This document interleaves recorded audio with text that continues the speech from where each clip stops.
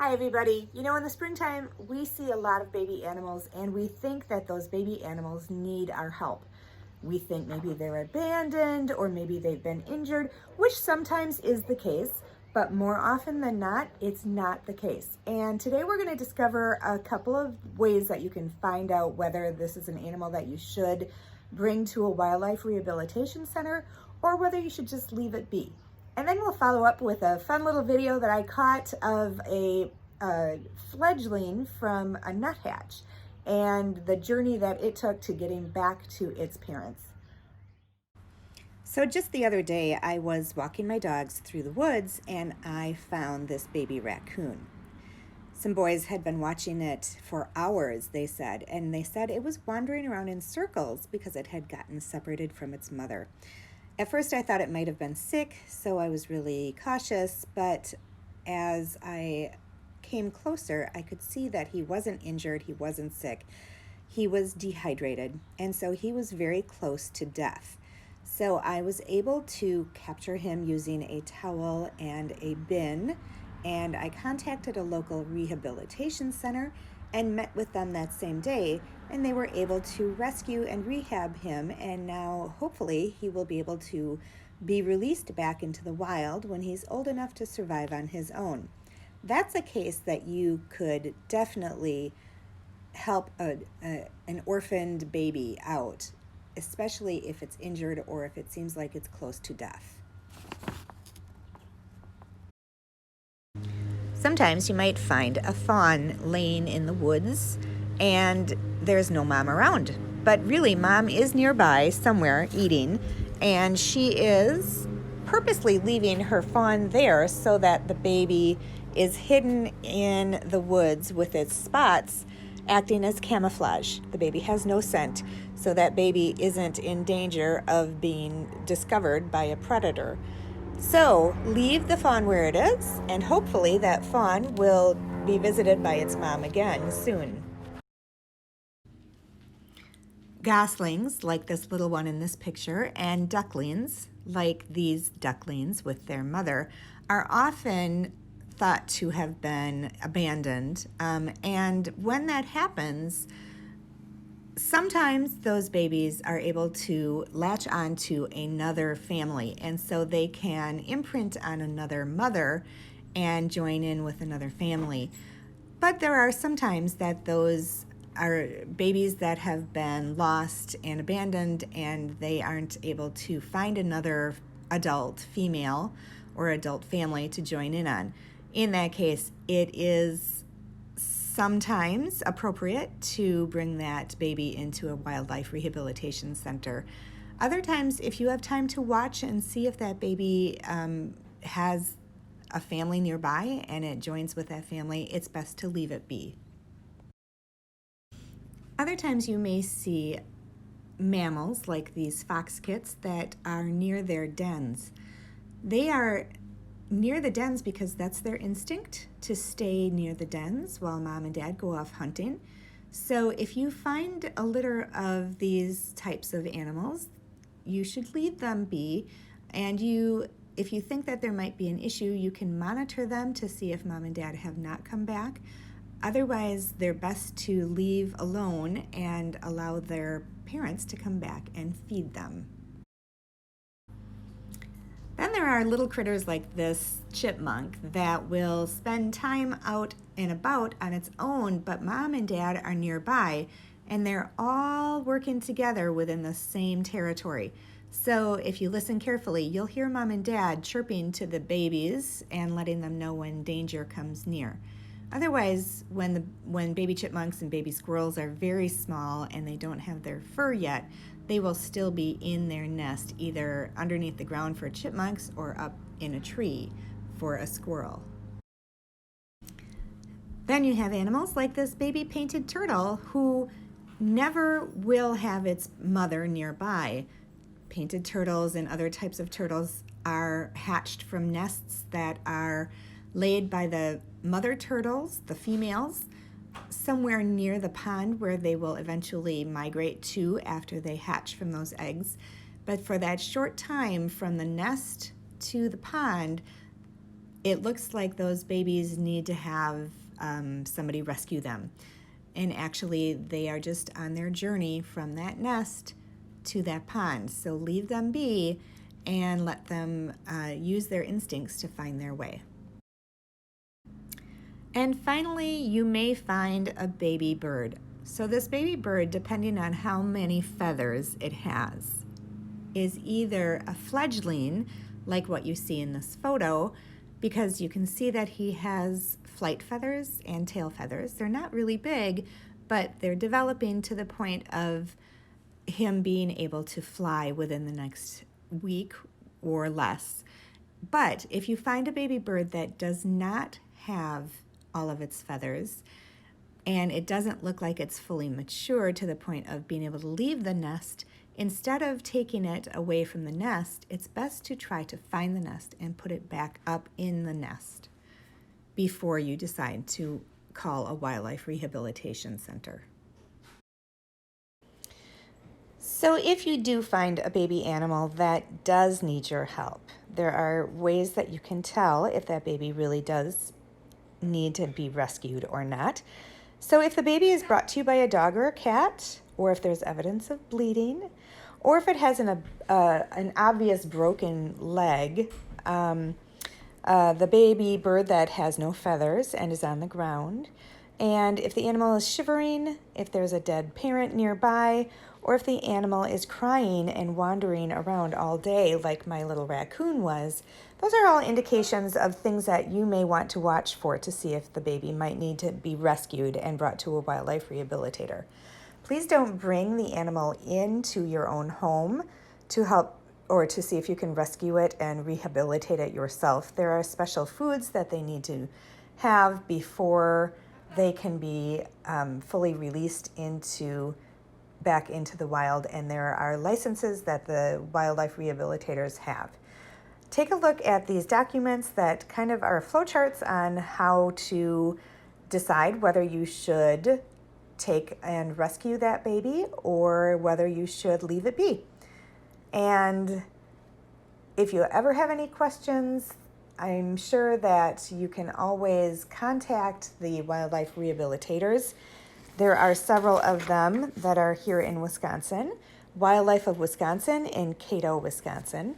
There's Bay Beach Wildlife Sanctuary in Green Bay, Angel Wildlife Rehabilitation in Neenah, the Raptor Education Group in Antigo, and the Wind River Rehabilitation in New London.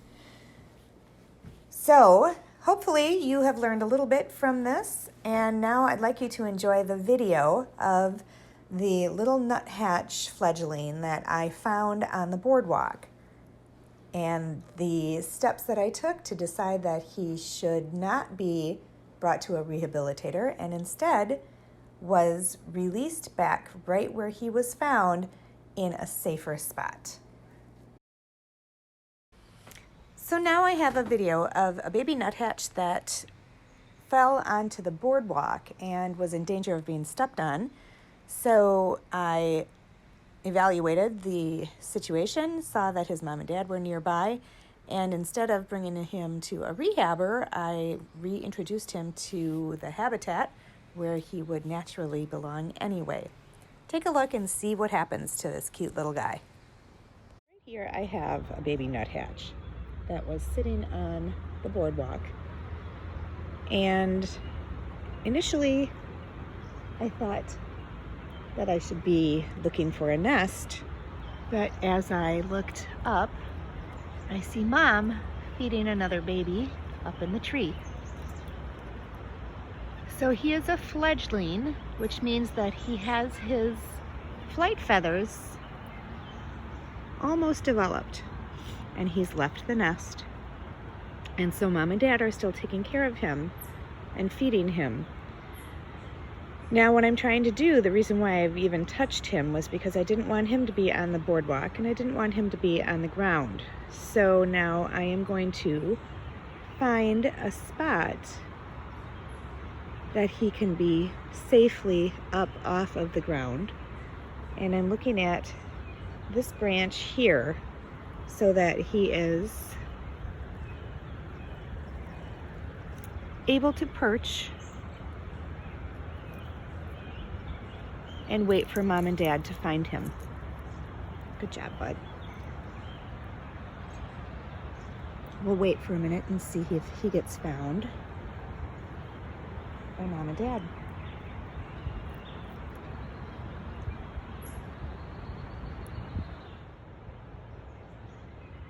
Typically when you find a baby bird out of its nest and it has feathers on its wings and its tail, it's considered a fledgling, which means that it has purposely flown from its nest and is now in the process of growing a little bit larger, and so that it can start to survive on its own. Mom and Dad will still come and find the babies as they have left their nest. And there's Mom right there. She's staying close. I'll back up a little bit and see if she comes to help him. So don't worry about doing much to help these babies, because Mom and Dad are usually nearby. If you listen, you'll hear a bird in distress if you are too close to the baby.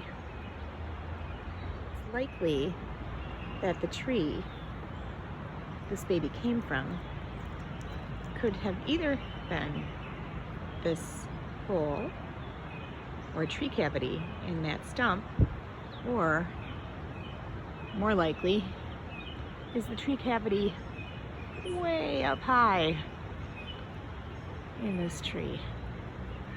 So these babies have left the nest, and I can't return this little guy to the nest. So I'm going to leave him, and I'm going to let Mom and Dad take care of him, and hopefully a cat won't find him, which is oftentimes what happens when we have house cats that are released to go out and play, especially in the spring. So please be sure to keep your house cat inside during these next few weeks when the baby birds are fledging their nests. There's Mom or Dad. Oh, there's the other one. Let's see if they can find him.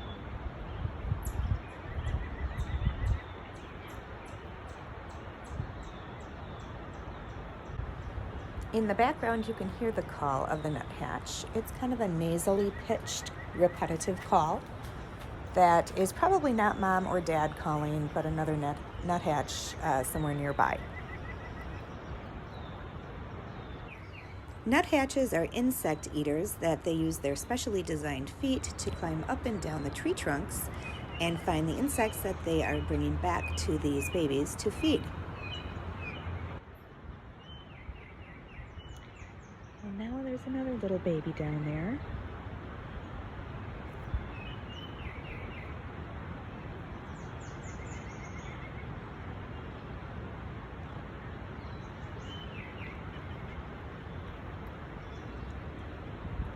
Who just flew right down to the ground. He must be the other sibling of this little guy. Mom and Dad have their hands full.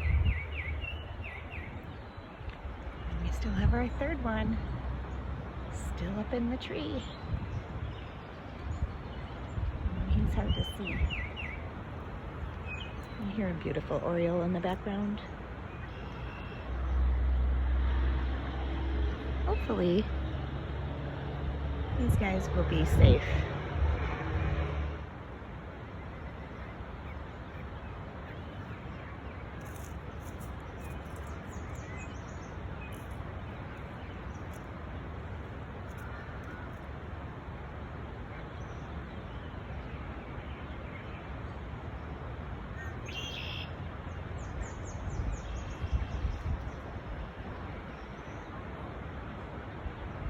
There's little brother.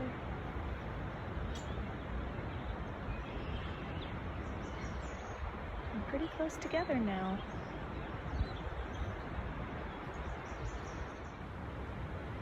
So you can see that this little guy on the ground is slowly making his way over to the tree trunk.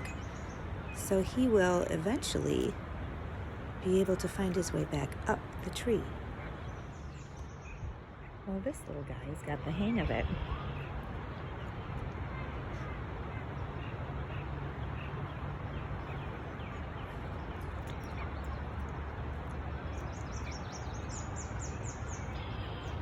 So you can see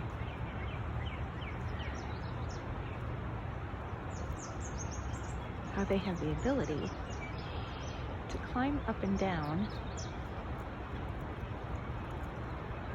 on the bark of the trees.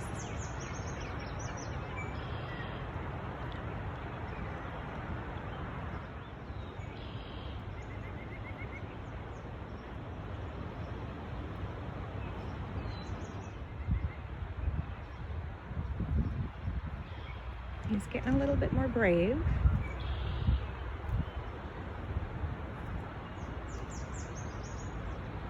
Let's see what happens.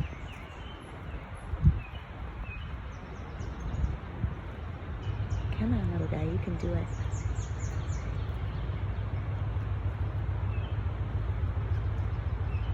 Here's Mom.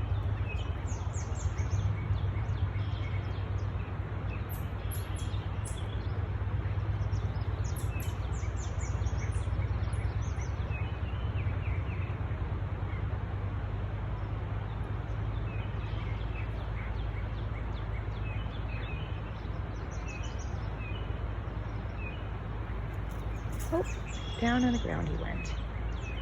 All right, let's see what happens now.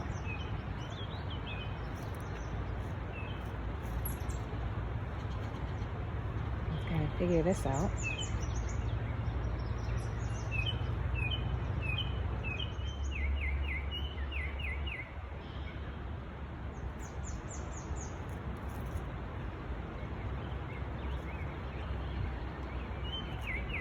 Making his way to the tree. Maybe Big Brother showed him what to do.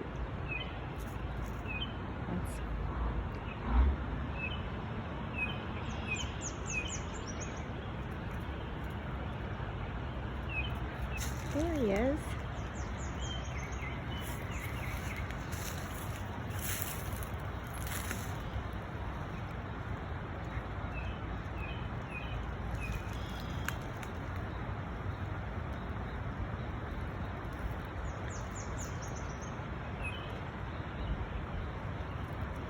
Oops.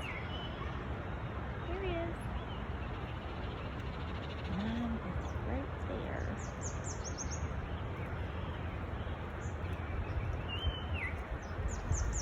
Come on, get up there. You can do it. Oh, that's Brother.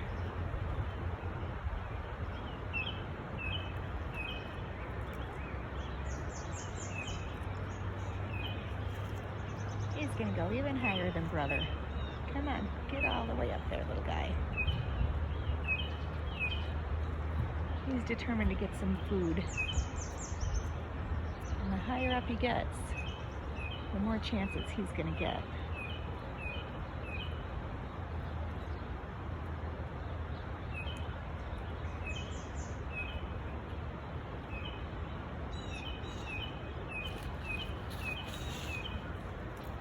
Oh.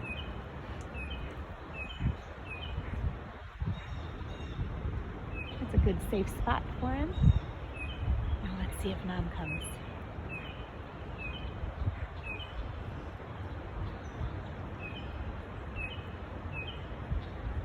Boy, he really found his brave little feet.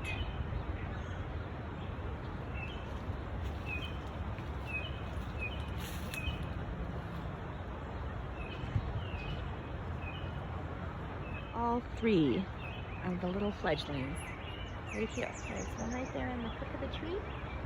Our little guy that we helped out climbed all the way up the branch, the tree trunk to this branch.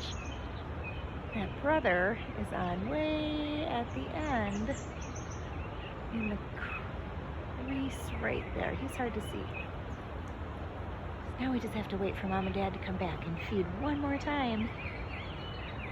And we've successfully rescued our little guy from being stepped on or taken somewhere that he didn't need to be.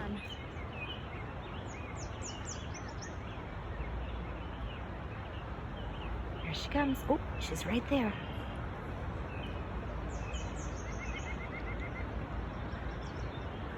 He says, "Mama, feed me."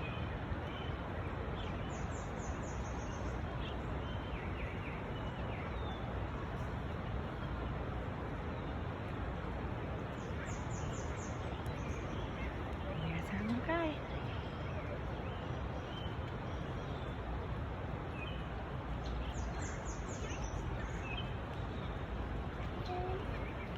Yay!